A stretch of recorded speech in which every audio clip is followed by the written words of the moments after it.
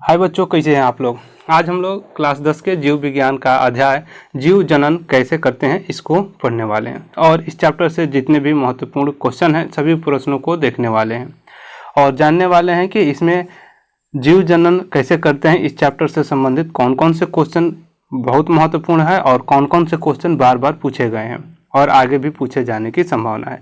तो चलिए स्टार्ट करते हैं। सबसे पहले देखते हैं कि जीव जनन कैसे करते हैं। इसमें जनन सबसे पहले इसके बारे में हम लोग देखेंगे कि जनन क्या है और जनन से क्या फायदे हैं। तो जनन वह प्रक्रिया है जिसके द्वारा जीव अपने जैसे नए जीव उत्पन्न करते हैं अपनी जनसंख्या बढ़ाने के लिए या पृथ्वी पर जीवन की निरंतरता को बनाए रखने के लिए। यह जनन काफ़ी आवश्यक है और इसमें सबसे अहम भूमिका होती है डीएनए की। और डीएनए से संबंधित प्रश्न एग्जाम में निश्चित रूप से आपके एक जरूर पूछे जाएंगे। हो सकता है कि डीएनए का फुल फॉर्म पूछा जाए कि डीएनए का फुल फॉर्म क्या है, तो आपको लिखना होगा डीऑक्सी राइबो न्यूक्लिक अम्ल। डीऑक्सी राइबो न्यूक्लिक अम्ल पूछा जा सकता है या पूछा जा सकता है कि अनुवांशिकी का वाहक इनमें से कौन है, यानी कि अनुवांशिक गुणों का वाहक कौन है। तो आपको डीएनए, आरएनए और पता नहीं क्या क्या दे सकता है, लेकिन आपको उसमें ढूंढना होगा कि डीएनए कहाँ पर लिखा हुआ है। और डीएनए क्या है, यह प्रकृति बनाता है जिससे कोशिकाएं, जो नई कोशिकाएं बनती है ना, उसमें यह कोशिकाओं में भिन्नता उत्पन्न करता है ताकि एक समान जैसे जीव अपने ही समान जैसे एक रूप समरूप वाले नए जीवों का जनन करने में उसकी सहायता कर सकें। तो ये काम कौन करता है, ये काम करता है डीएनए। और पूछा जाएगा डीएनए से संबंधित एक क्वेश्चन आपके एग्जाम में जरूर पूछे जाएंगे। दूसरा, यहाँ पर भिन्नता का मतलब क्या है। तो भिन्नताएं आपको देखने को मिल सकती है, जैसे लंबे समय तक जो प्रजाति का दूसरा नाम यहाँ स्पेसीज से दिया गया है और यहाँ पर बताया जा रहा है कि यहाँ पर ये जो जीव हैं, ठीक है ना, यहाँ पर उनमें भिन्नताएं आपको देखने को मिल जाती है। जैसे कि मानव में भी आपको भिन्नताएं मिल जाएंगे, कुछ छोटे कद के मानव तो कुछ बड़े कद के, ये आपको भिन्नताएं देखने के मिल जाएंगी। तो ये क्यों होती हैं ना, और इनका जैविक विकास का आधार क्या है। तो सबसे पहले हम लोग जानने का प्रयास करेंगे कि ये जो प्रजनन है, जो जनन है, यह कितने तरह के होते हैं। तो जो प्रजनन है इसको हम लोग मुख्य रूप से दो प्रकार से बांट करके पढ़ेंगे। एक तो लैंगिक प्रजनन और दूसरा अलैंगिक प्रजनन। तो पूछा जाएगा कि लैंगिक प्रजनन के कितने प्रकार हैं, तो दो प्रकार आप लिखिएगा, लैंगिक प्रजनन और अलैंगिक प्रजनन। इस चैप्टर से आपके निश्चित रूप से क्वेश्चन 2 से 3 पूछे ही जाएंगे, ठीक है। तो आपको क्या करना है, इस चैप्टर को अच्छे से पढ़ना है और इस चैप्टर में आपको लैंगिक जनन से एक क्वेश्चन और अलैंगिक जनन से एक क्वेश्चन जरूर पूछे जाएंगे। तो आप इसको ध्यान रखिए। और यहाँ पर देखिए कि अलैंगिक जनन क्या है और ये किस तरह से उत्पन्न होते हैं, इसमें से कौन कौन से मतलब जो जीव हैं वो इसमें शामिल हैं। तो एकल जीव नए जीव उत्पन्न करते हैं, मतलब एक ही जीव से एक दूसरा जीव उत्पन्न हो गया। इसमें युग्मक का निर्माण नहीं होता, मतलब दो जीव, एक जीव ये और एक दूसरा, ये दोनों मिलकर के एक नए जीव नहीं बनाते हैं, बल्कि एक ही जीव है और ये दो पार्टों में बट गया, इसका विखंडन हो गया, ठीक है ना। तो यहाँ पर इसे हम अलैंगिक प्रजनन कहते हैं। क्या कहते हैं, अलैंगिक प्रजनन कहते हैं। इसमें नया जीव पैतृक जीव के समरूप होते हैं, यानी कि समान होते हैं। अब एक ही जीव था, उसको दो पार्ट में जब वो बंट गया, तो ये ज़्यादातर जो इस तरह के जो जीव होते हैं वो पैतृक गुण उनमें बहुत ज़्यादा होता है, यानी कि सतत गुणन के लिए बहुत ही उपयोगी माध्यम है। यह निम्न वर्गों में अधिक पाया जाता है। कौन सा, अलैंगिक जनन। आपको इसको याद रखने होंगे कि जो अलैंगिक जनन है यह निम्न वर्ग के जीवों में ज़्यादा पाया जाता है और इसमें एक ही जीव दो या दो से अधिक भागों में बंट करके दो या दो से अधिक जीवों का निर्माण करता है, ठीक है। यह अलैंगिक प्रजनन के बारे में हम लोग पढ़े थे। दूसरा है लैंगिक प्रजनन,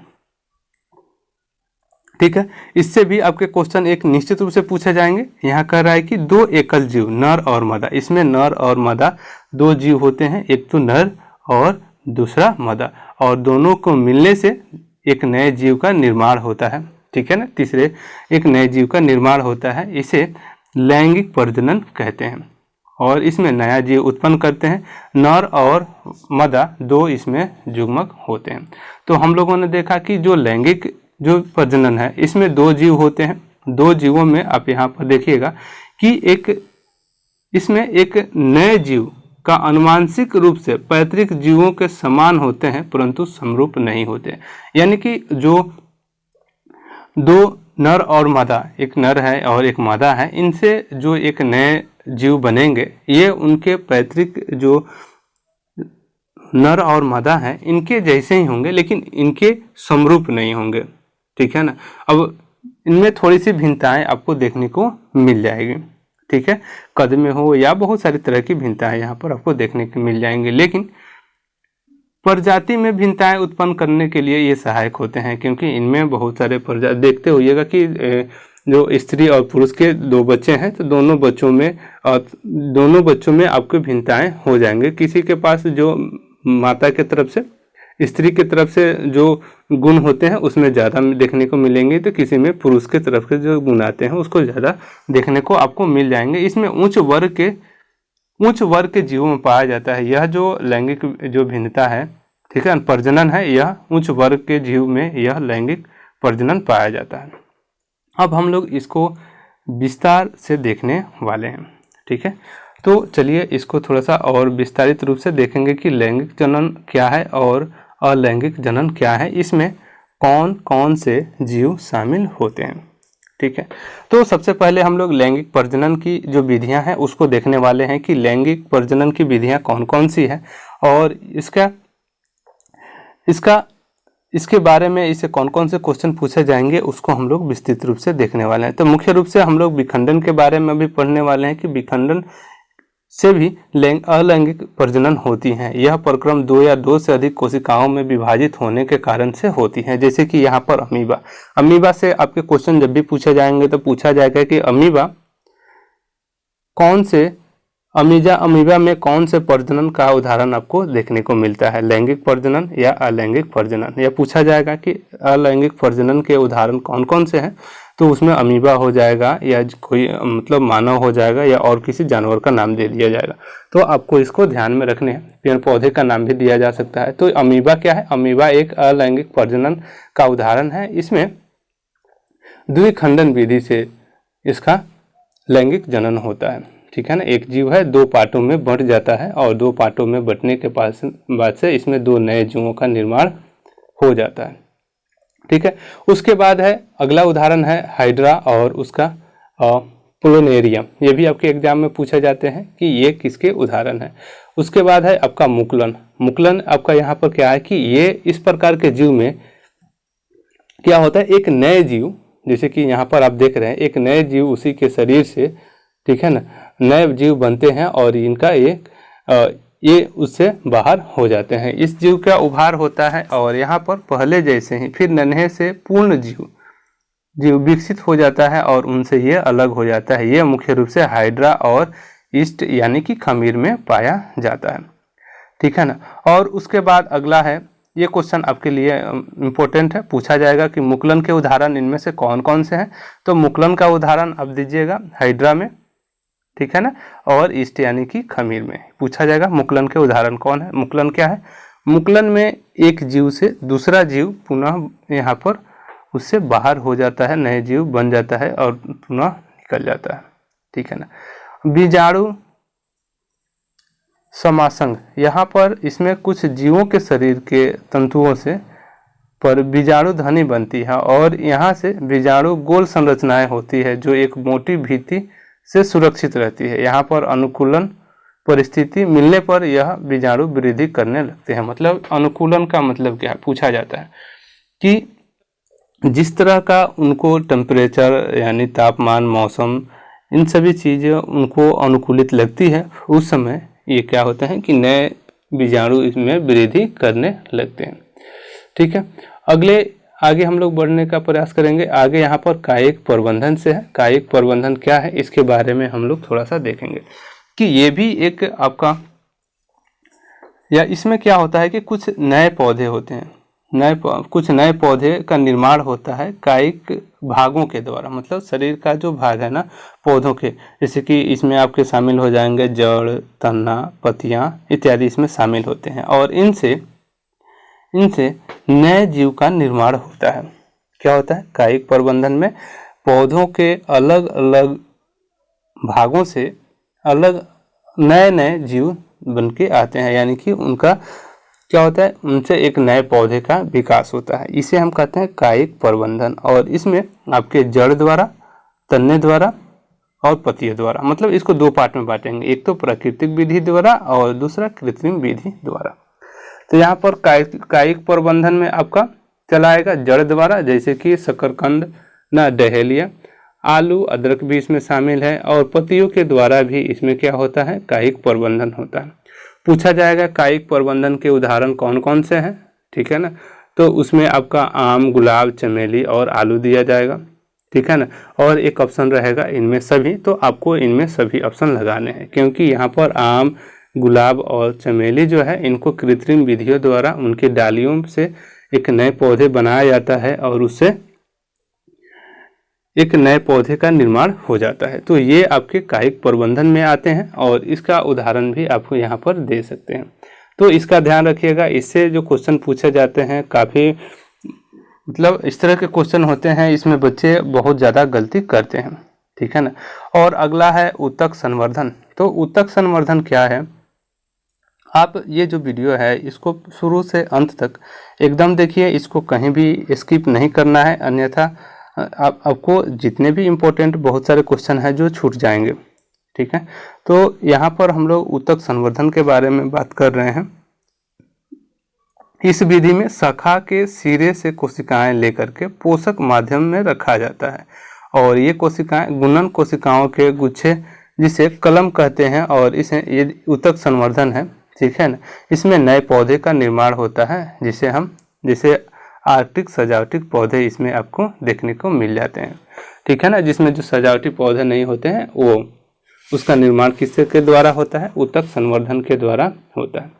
अब यहाँ पर कायिक संवर्धन जिसके बारे में हम लोगों ने देखा, जिसमें पेड़ के पौधों द्वारा, पेड़ के पत्तियों द्वारा, डालियों द्वारा, ठीक है ना, तनों द्वारा इनका संवर्धन होता है, इनमें नए जीव, नए पौधे का निर्माण होता है। तो इससे हमें क्या लाभ है, इससे लाभ हमें ये है कि बहुत सारे पेड़ पौधे ऐसे हैं जो बीज उत्पन्न नहीं करते हैं, उनमें भी जैसे केला, गुलाब, इनसे क्या होता है, नए पौधे का निर्माण हो जाता है।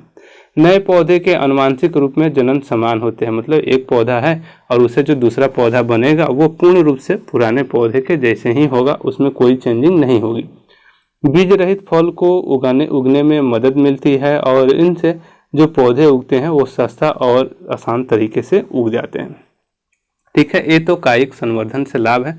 पूछा जाएगा कायिक संवर्धन क्या है, कायिक संवर्धन किसे कहते हैं, कायिक संवर्धन के उदाहरण दीजिए। तो आपको यही चीज़ें लिखनी है, ठीक है ना।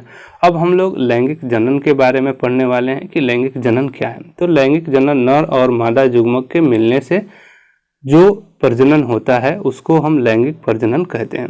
तो नर और मादा युग्मक का वह प्रक्रम क्या कहलाता है, निषेचन कहलाता है। यानी कि नर और मादा युग्मक के मिलने से एक नए जो जीव का निर्माण होता है। तो जब ये दोनों मिलते हैं ना, तो इसको हम बोलते हैं निषेचन। क्या बोलते हैं, इसको निषेचन बोलते हैं। आप इसको ध्यान में रखिएगा, इससे क्वेश्चन पूछे जाते हैं, ऑब्जेक्टिव क्वेश्चन। और संतति में भिन्नताएं उत्पन्न होती है, जो कि पहले भी हम लोग पढ़ चुके हैं।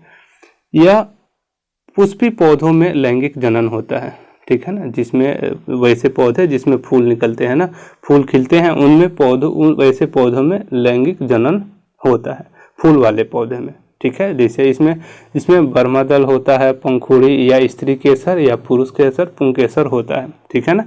इसमें बर्मादल यानी कि एक जो कलर वाले नहीं होते हैं उसको बर्मादल बोलते हैं, और एक पंखुड़ी होता है जिसको हम स्त्री केसर बोलते हैं, और दूसरा इसमें पुंकेसर होता है, ठीक है।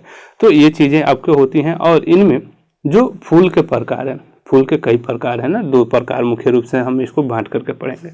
एक तो पहला है उभयलिंगी पुष्प और दूसरा है एकलिंगी पुष्प। तो सबसे पहले उभयलिंगी जो पुष्प है ना, इसको हम लोग पढ़ते हैं। उभयलिंगी मतलब इसमें दोनों लिंग मिलते हैं आपको, जिसमें स्त्री केसर और पुंकेसर दोनों उपस्थित होते हैं, जैसे सरसों और गुड़हल, ठीक है ना। तो इसमें क्या होते हैं, इसके जो पुष्प होते हैं इसमें दोनों स्त्री केसर और पुंकेसर दोनों उपस्थित होते हैं उभयलिंगी पुष्प में, ठीक है ना। और एकलिंगी जो पुष्प होते हैं उसमें केवल एक ही जननांग उपस्थित होता है, या तो स्त्री केसर या पुंकेसर। तो जैसे पपीता, तरबूज, तो हम लोग पुष्प की संरचना के बारे में यहाँ पर देखेंगे और इसके जो नाम दिए गए हैं इसको आप ध्यान में रखिएगा कि बीजांड, यहाँ पर नए बीज का निर्माण होता है, ठीक है ना। और यहाँ पर वर्तिकाग्र और वर्तिका, अंडाशय ये स्त्री केसर के पार्ट हैं और यहाँ पर पुंकेसर के पार्ट हैं परागकोश और तंतु।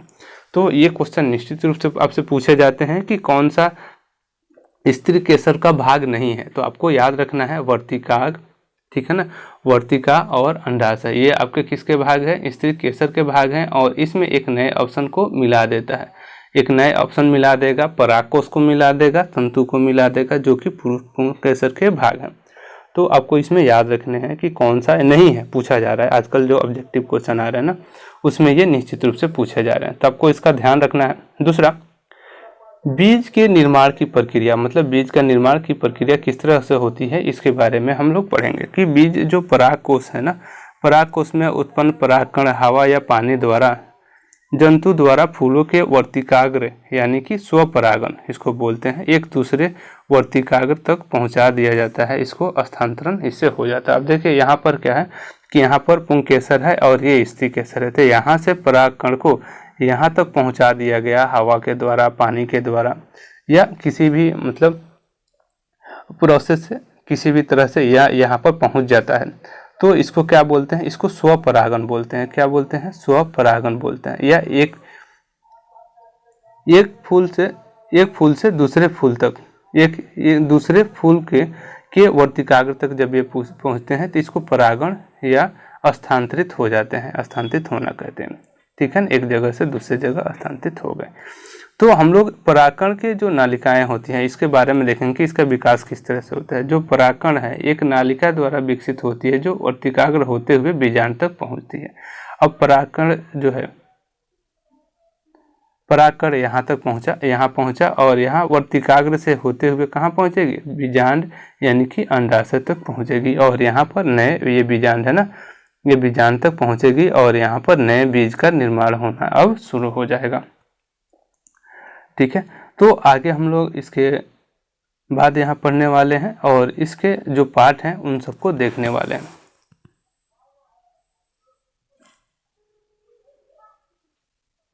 ठीक है ना। तो यहाँ पर जो परागकण है, परागकण देख रहे हैं कि परागकण जो नर युग्मक या परागनली है इसके द्वारा होते हुए कहाँ तक, अंडाशय में पहुँचता है और यहाँ पर मादा युग्मक होती है, यहाँ पर नए बीज का निर्माण होता है, ठीक है ना।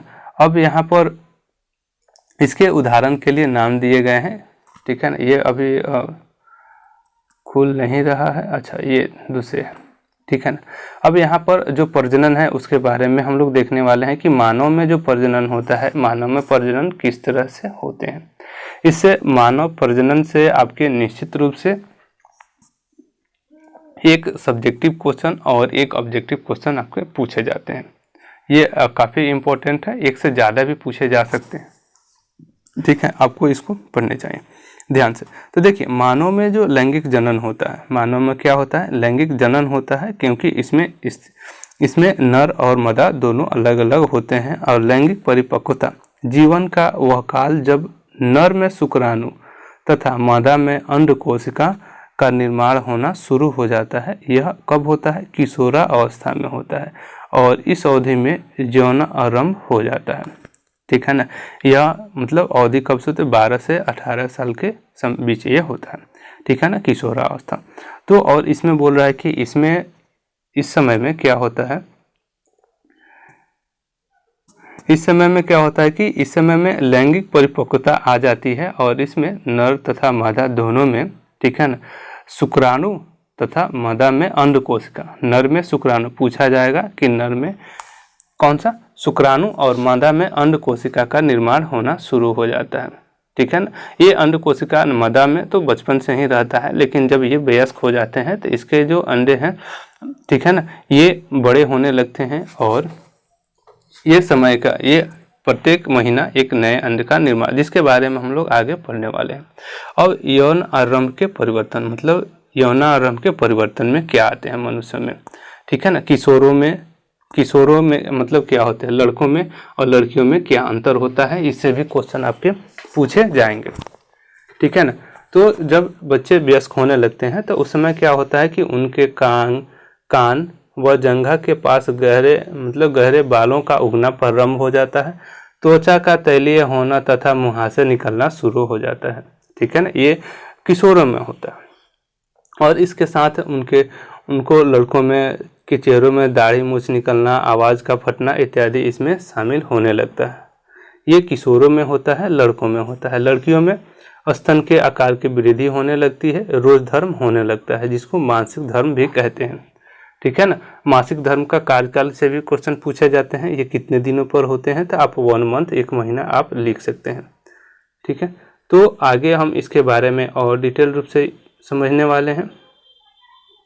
ठीक है, तो अब हम लोग यहाँ पर नर जनन तंत्र के बारे में देखने वाले हैं कि नर जनन तंत्र में कौन कौन से उसके पार्ट हैं और उसका किस तरह से कार्य ये किस तरह से करता है, उसके बारे में हम लोग पढ़ने वाले हैं। तो मुख्य रूप से हम लोग वृषण के बारे में पढ़ने वाले हैं कि वृषण क्या है। ठीक है ना, वृषण एक उदार गुहा के बाहर वृषण कोश में उपस्थित होते हैं और वृषण कोश का तापमान तुलनात्मक रूप से कम होता है, जो कि शुक्राणु बनाने के लिए आवश्यक होते हैं। क्वेश्चन पूछे जाते हैं, मतलब साधारणतः मानव शरीर के जो शरीर का तापमान होता है उससे इसका जो तापमान है 2 डिग्री सेल्सियस कम रहता है। क्वेश्चन पूछा जाता है कि कितने डिग्री कम रहता है। ठीक है ना, तो शरीर के तापमान से इसका 2 डिग्री तापमान कम रहता है, ताकि यहाँ पर शुक्राणु बनने के लिए उसको मदद मिल सके।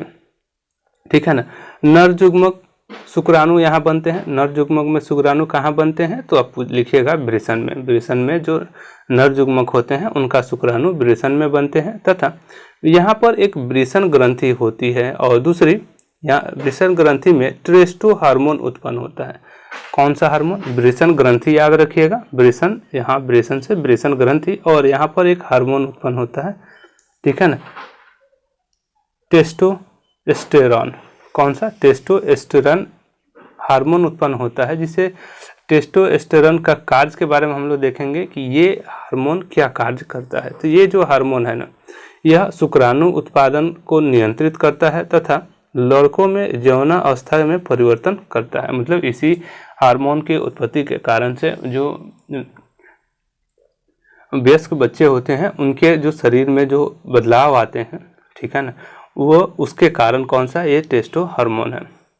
ठीक है ना, इसी कारण से जो लड़के हैं, वयस्क बच्चे हैं, यौना अवस्था में उनके शरीर में जो परिवर्तन आते हैं, जैसे कि दाढ़ी मूछ आना या और सारी, वे इसी के कारण उत्पन्न होती है। उसके बाद है शुक्रवाहिनी। यहाँ पर शुक्राणुओं को वृषण में से शिश्न तक पहुँचने में मदद करती है।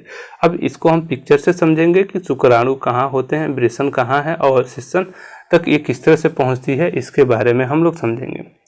तो यहाँ पर जो मूत्र मार्ग दिया गया है और इसी के द्वारा, मूत्र मार्ग के द्वारा ही यहाँ पर जो वीर्य है, जो शुक्राणु या जो वीर्य है और जो मूत्र है, दोनों बाहर जाने का मार्ग एक ही होता है और इसके बाहरी आवरण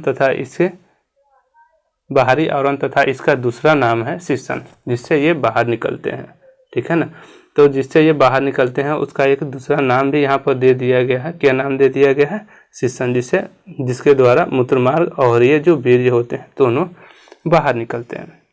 और इससे संबंधित और भी ग्रंथियाँ हैं जिससे क्वेश्चन पूछे जाते हैं। यहाँ पर शुक्राशय है तथा प्रोटेस्ट ग्रंथि है।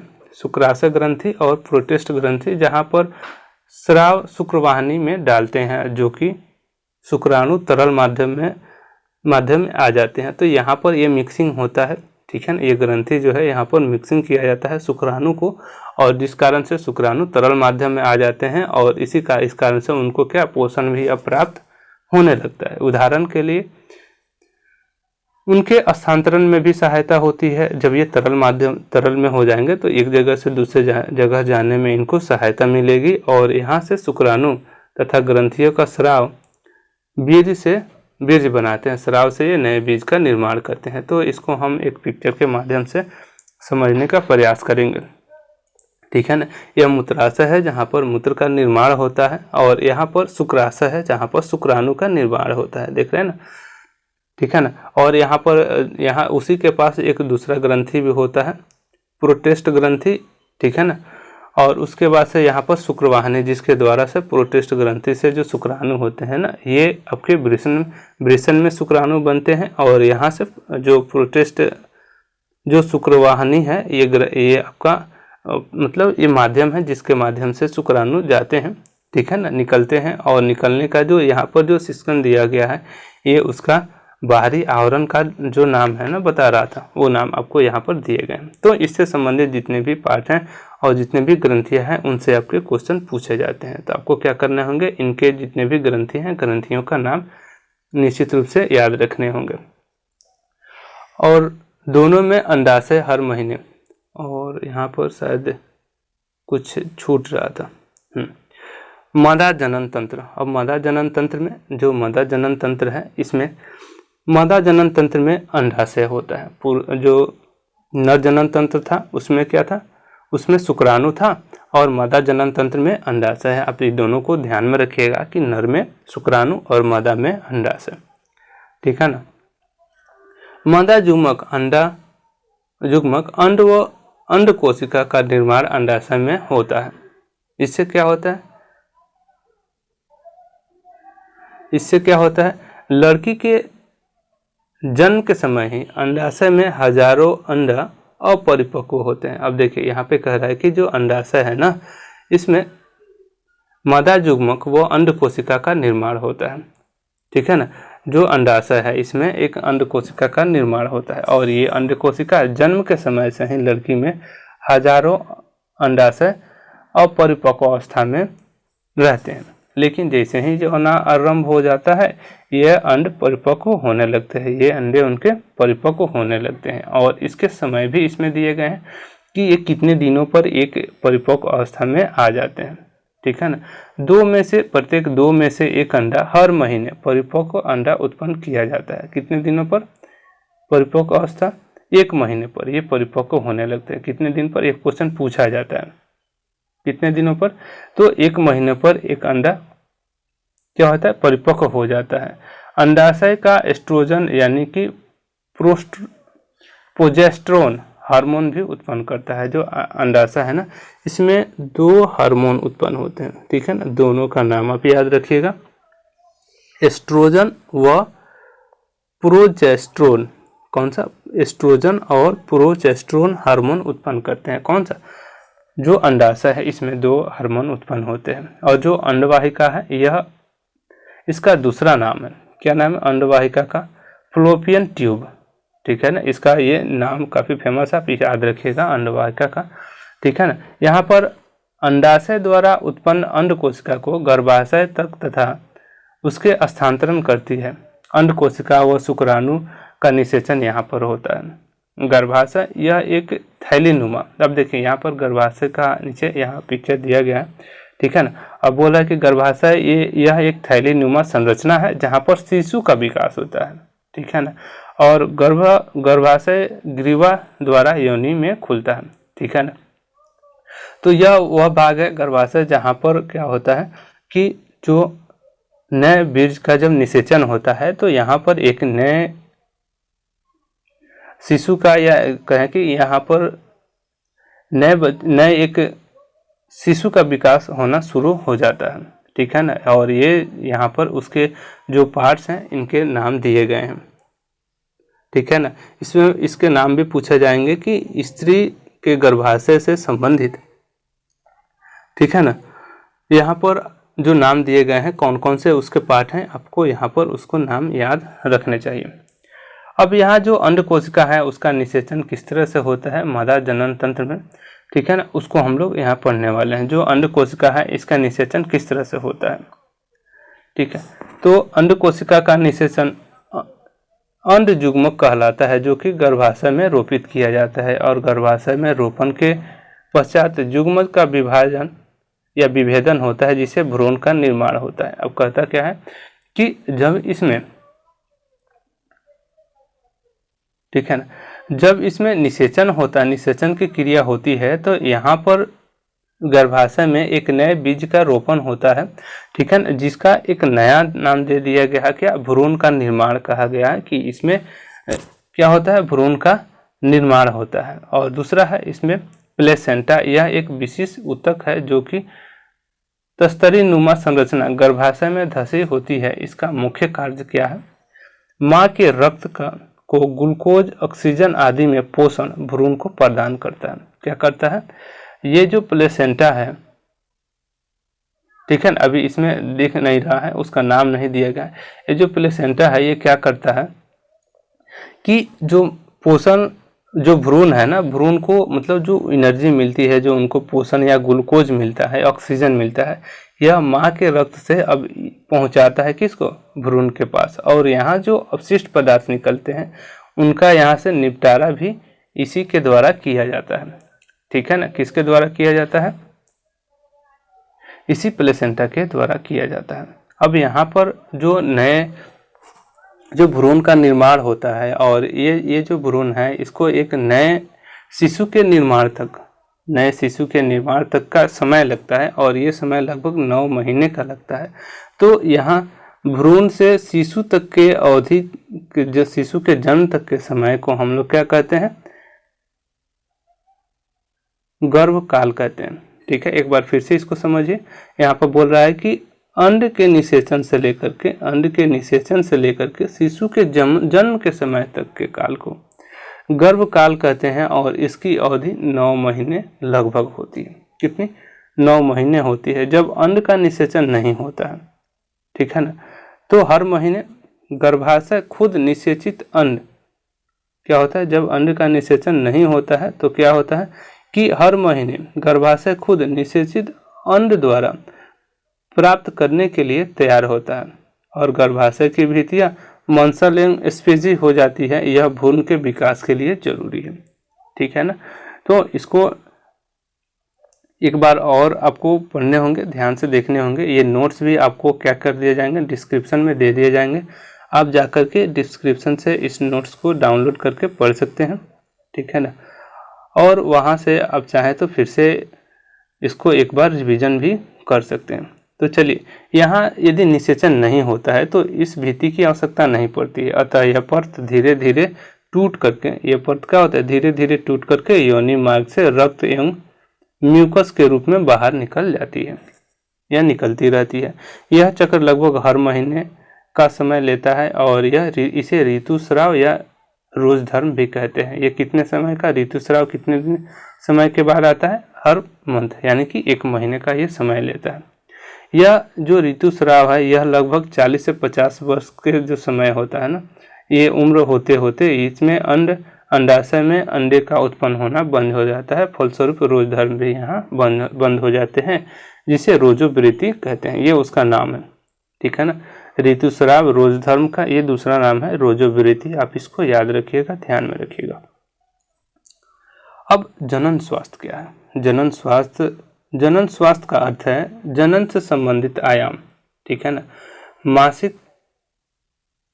मानसिक, सामाजिक एवं व्यवहारिक रूप से स्वस्थ होना। अब यहाँ पर बोल रहा है कि जो जनन स्वास्थ्य है इसमें बहुत सारे लोगों को क्या होती है कि कुछ बीमारियां हो जाती हैं, जिससे उनका जो मासिक धर्म है ये आना बंद हो जाता है। ठीक है ना, या इसमें नए शिशु का निर्माण नहीं होता है, तो इसके लिए इनको क्या करना होता है? कुछ मेडिसिन लेने होते हैं, कुछ दवाइयाँ लेनी होती हैं, कुछ एक्सरसाइज करने होते हैं ना। तो ये उसका स्वस्थ होना भी जरूरी है। इसमें कई सारे रोग भी लगते हैं, जैसे इसमें इससे कुछ रोग भी संबंधित है, जैसे कि STD यह रोगों को लैंगिक संचरण भी हो सकता है, जैसे जीवाणु जनित गोनोरिया, सिफिलिस। यह जो लैंगिक स्वास्थ्य में बीमारियां होती है, जीवाणु जनित बीमारियां होती है, गोनोरिया और सिफिलिस। पूछा जाता है कि लैंगिक जनन में कौन कौन से रोग शामिल हैं। ठीक है, विषाणु से भी कुछ होते हैं। ठीक है, मस्सा या HIV एड्स के द्वारा भी हो जाता है। तो इस रोग से बचने के लिए कंडोम के उपयोग इन रोगों के संरचना के कुछ सीमा तक रोकना संभव है। ठीक है ना, गर्भरोधन के कारण से भी, ठीक है ना, इन रोगों से कुछ हद तक बचाव किया जा सकता है। अब यहाँ पर गर्भरोधन के कई प्रकार हैं, इनके बारे में भी आपको जानना चाहिए, इससे भी क्वेश्चन पूछे जाते हैं। ठीक है ना, तो यहाँ पर गर्भरोधन जो है, यहाँ पर यांत्रिक अवरोधन भी होता है, तो सबसे पहले, और रासायनिक भी होता है। तो यहाँ पर हम लोग यांत्रिक अवरोधन के बारे में देखेंगे, जिसमें शुक्राणु को अंड कोशिका तक पहुँचने नहीं दिया जाता है। शुक्राणु को क्या किया जाता है, अंड कोशिका तक नहीं पहुँचने दिया जाता है, जिससे गर्भरोधन हो जाता है। जैसे शिशन को ढकने के लिए कंडोम का उपयोग करना या योनि में रखे जाने वाले सर्वाइकल कैप का उपयोग करना। इससे क्या होते हैं, जो शुक्राणु होते हैं यह अंड कोशिका तक नहीं पहुंच पाते हैं, जिससे यहाँ पर गर्भरोधन हो जाता है। दूसरा रासायनिक तकनीक भी है, जिसमें मादा अंड को न बनने देना। जो मादा में जो अंड का विकास होता था, प्रत्येक मंद जो ऋतुस्राव होते थे, उसको नहीं होने देना। इसके लिए कुछ दवाइयाँ दी जाती है जो कि हार्मोन संतुलन को परिवर्तित कर देता है, क्योंकि शरीर में वो हार्मोन उत्पन्न ही नहीं होगा, जिस कारण से वो नए अंडे का विकास होगा। लेकिन इससे कुछ हानियां भी हैं। इसका अन्य प्रभाव विपरीत भी हो सकता है, ठीक है ना। इस कारण से ये थोड़ा सा जोखिम भरा है। उसके बाद है IUCD, ठीक है ना। ये क्या है, ये लूप या कॉपर है, कॉपर टी है, जो कि गर्भाशय में स्थापित कर दिया जाता है, जिससे गर्भ निर्धारण नहीं होता है, ठीक है ना। ये एक शल्य तकनीक भी है, नसबंदी, जो कि पुरुषों के शुक्राणुओं को रोककर उनसे शुक्राणुओं का स्थानांतरण को रोक दिया जाता है, जिससे जो है नए बीज का निर्धारण, जो गर्भधारण है, ये नहीं हो पाता है, ठीक है ना। या इसको कहें कि जो जाइगोट का निर्माण होता है, ये नहीं हो पाता है, ठीक है। तो आगे यहाँ पर ट्यूबोक्टोमी, ठीक है ना, ट्यूबेक्टोमी। तो ये क्या है, ये महिलाओं के जो अंडवाहिनी है, इसको अवरुद्ध कर इसके अंड के स्थानांतरण को रोक दिया जाता है। और दूसरा है यहाँ पर भ्रूण हत्या से भी, ठीक है ना। इससे मादा भ्रूण को गर्भाशय में ही मार दिया जाता है।